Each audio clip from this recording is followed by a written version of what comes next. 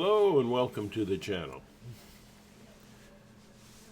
First, I'm going to share some statements about mysticism and Gnosticism.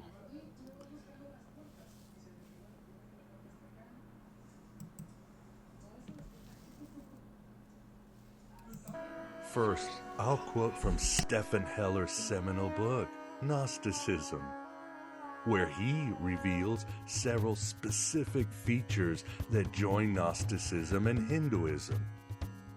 Here they are. One is the teaching regarding the presence of the divine in the human spirit. The Atman is identical with Brahman, which means that the universal divinity is present in miniature within each person. Similarly, in Gnosticism, the Pneuma is a spark sprung from the divine flame. And by knowing the Pneuma, the Gnostic automatically knows the spiritual source from whence it has come. The Hindu and the Gnostic would agree that to know one's deepest self is tantamount to knowing God.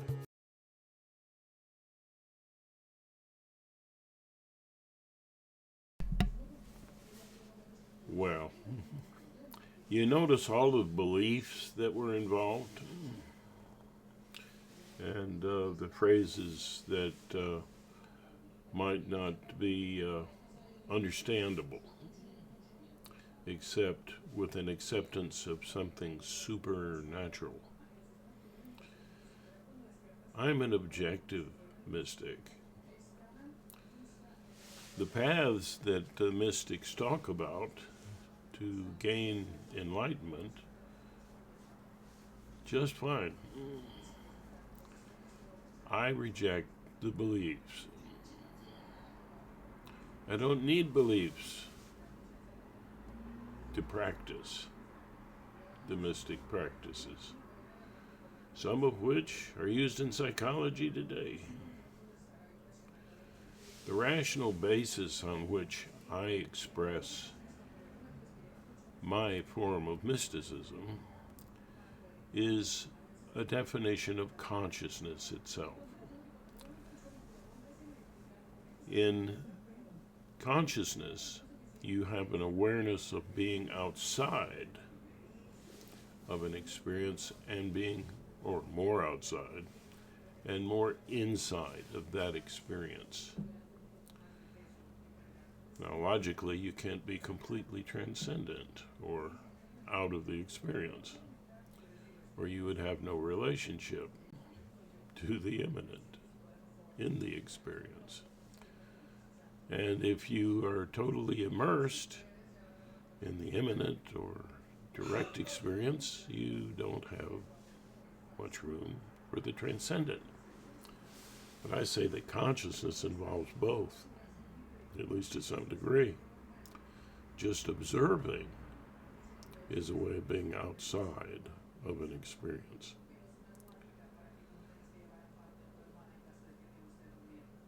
Now, the spirituality that I talk about is that born of forms of empathy, objective, creative, and compassionate.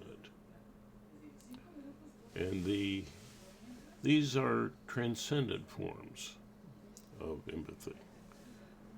General empathy is one baby cries and they all cry. This is a little more.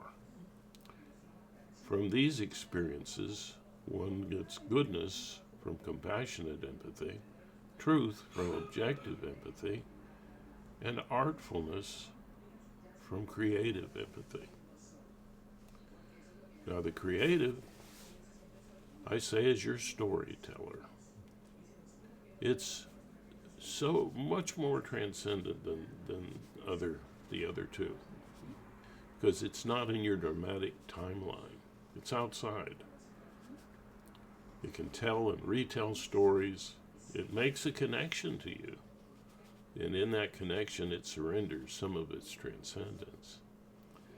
Your inner storyteller can retell the story of your life, appreciate your life no matter what's going on with your life, and encourages you because it is a loving presence. It encourages you to be the hero of love in that story that you're living. The part of you living your experience, I call the dramatic self, or your inner child. It's capable of language, but it's not that transcendent. It gets its transcendence from these three perspectives and from observation. Now, the transcendence from compassion, the compassionate empathy, that's your inner caregiver, the part of you that loves you and helps you from the present and looking more into the past, because it's more about your experience, not about what's going to happen next.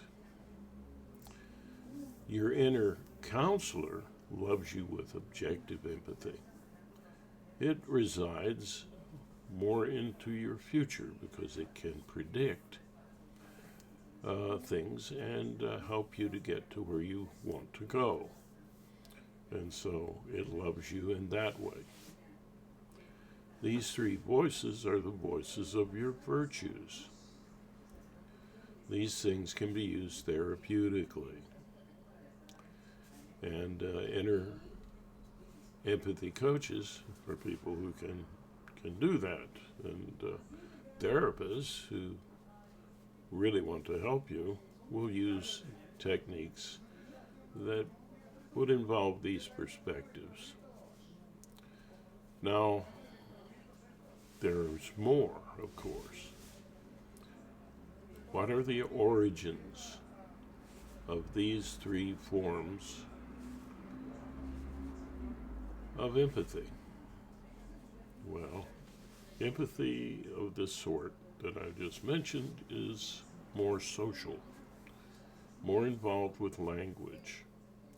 Mystic approaches that get you out of language take you to what I call the infant mind. Your infant mind is the child in you before you could speak well or have language to any significant degree. And how do you experience these three things I mentioned for the child without language?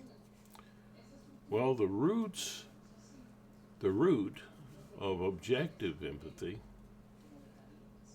is focus, the ability to focus on your own experience. Now, an infant can be kind of aware of what it's experiencing, and it can be at play with what it experiences. Play is what evolves into creative empathy, the ability to create the play. And now, planted in your past and loving you into the future, your inner caregiver, what is that? What is its origins?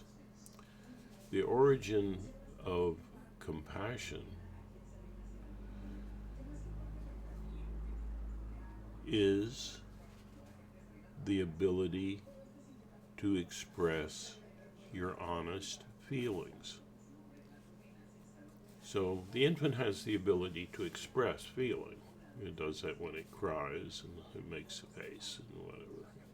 It has the ability to express its feelings. Now, how does compassion come about because of this? In social circumstances, compassion is what makes it safe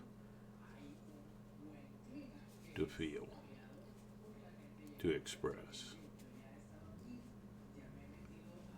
So, This is in brief the position that I hold, calling it an objective empathy.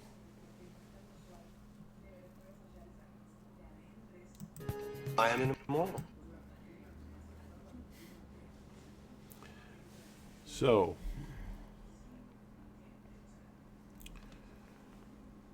if you will be patient for a moment, there is something I want to share with you, and I think that you may enjoy it.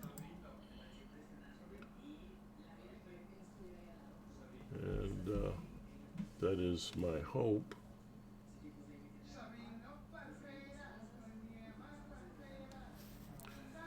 And let's see.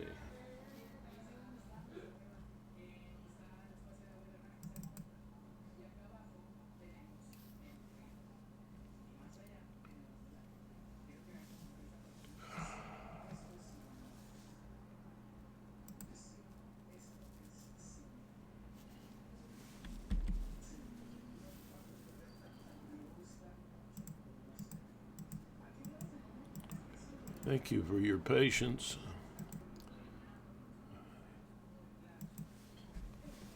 The site that I'm going to is innerempathy.us/inspirational songs.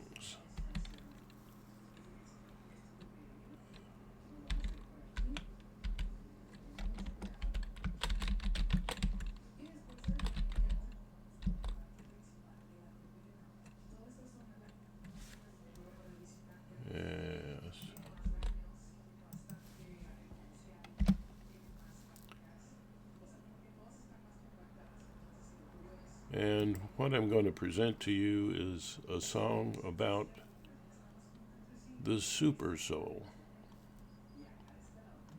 Now, you heard in the earlier piece that I shared this concept of a God that you are one with, that is, in some sense, the real you. That comes from Hindu. He called it Hinduism. It's actually Dharma Shastra religion. But, okay. The super soul, in my perspective, is that storyteller in you, that ultimately transcendent part of you, that is, in fact, the source. It is your brain. And your brain is the source of all that you perceive and think to be real and whatever. It's your own, it's the source of your sense of who you are. And it's also the source of what you're experiencing. It is your truest self. And here's the song.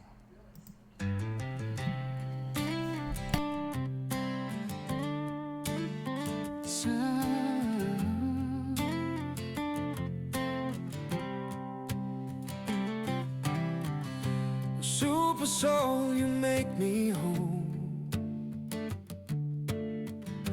A rhythm calling to my soul.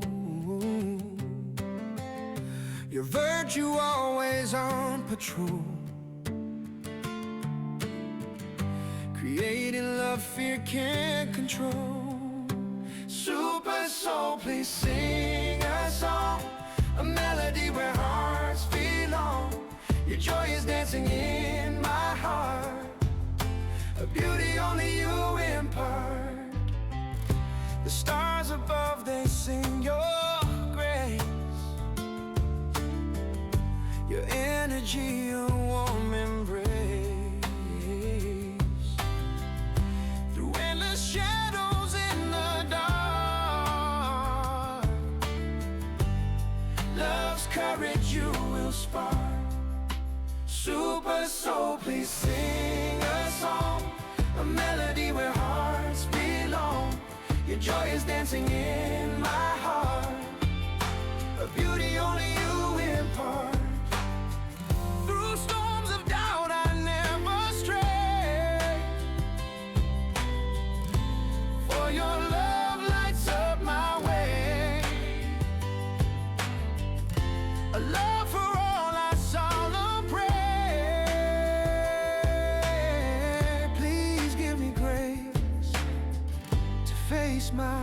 way. Super soul, please sing a song, a melody where hearts belong.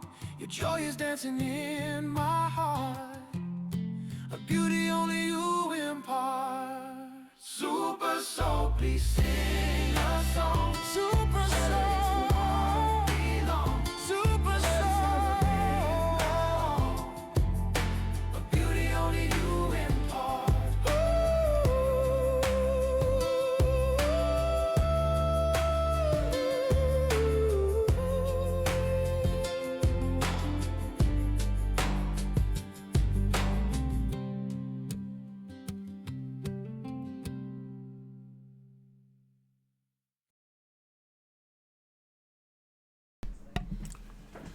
Well, I hope you appreciated that song. When I say soul, I'm talking about the inner child. And I'm talk about your more imminent experience of life, your dramatic self. And when I'm talking about the super soul again, that's your storyteller, that's your inner artist of all that you perceive, and that is your brain, because your brain filters the reality that's out there. You know, our idea of the universe, well, it comes from our brain and from the outside, but it's filtered by the brain.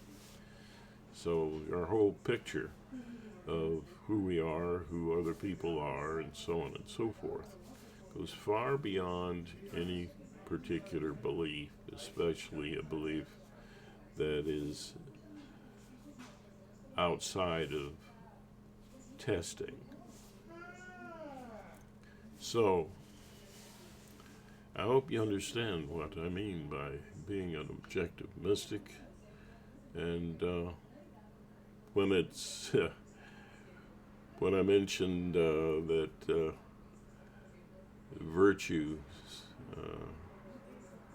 that's, again, coming from your brain and from your social evolution as a human being. You have these wonderful virtues, and I hope that the joy of life does dance in your heart, and that realizing something really terrific is inside of you. And I have a song for that. I hope you will enjoy it.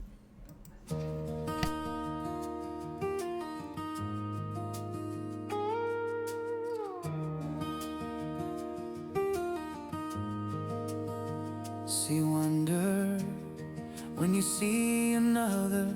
See wonder when you see the stars. See wonder. Wonder is all around you,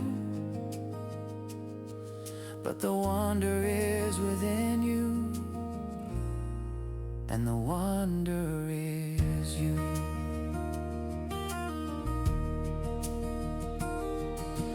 Wonder wash my mind and soul, reach out in empathy and make me whole. Find me in a love flow, a wave on an ocean of love that makes me grow. When wonder looks within my heart, when it fills me with its spark, when I wonder who am I am, the wonder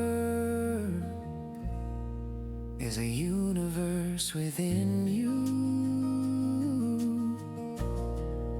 and the universe is you.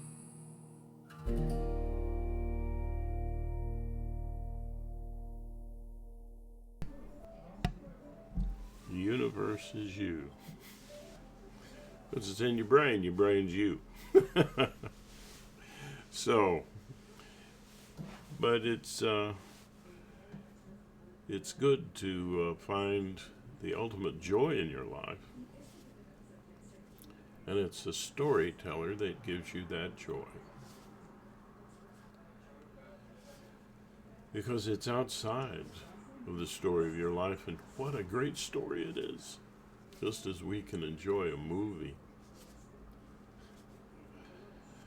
your super soul, your inner artist, can enjoy the story of your life, all of it. Oh, it's great.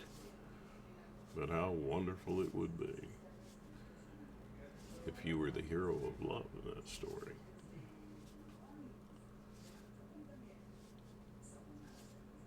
You're not just in a world of wonder.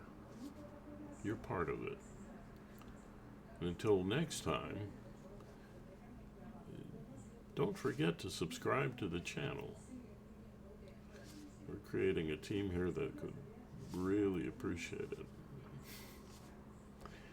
And share the video if you like it. That would be great. If you find a video you don't like, don't share it. And yeah, the expertise that we'll be bringing in later is going to be, have some faith, it's going to improve.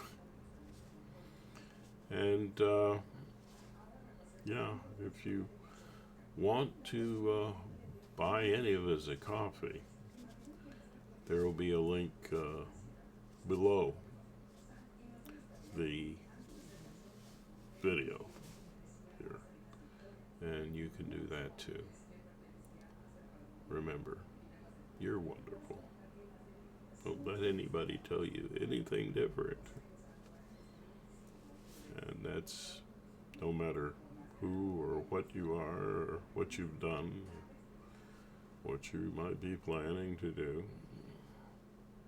You are a wonder walking, if you're walking.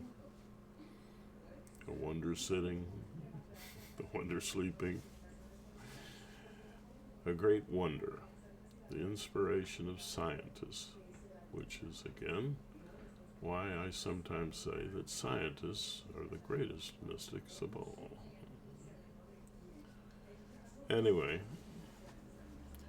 you don't need a belief to have a mystic experience. In fact, you might be better off without it. It's called humility.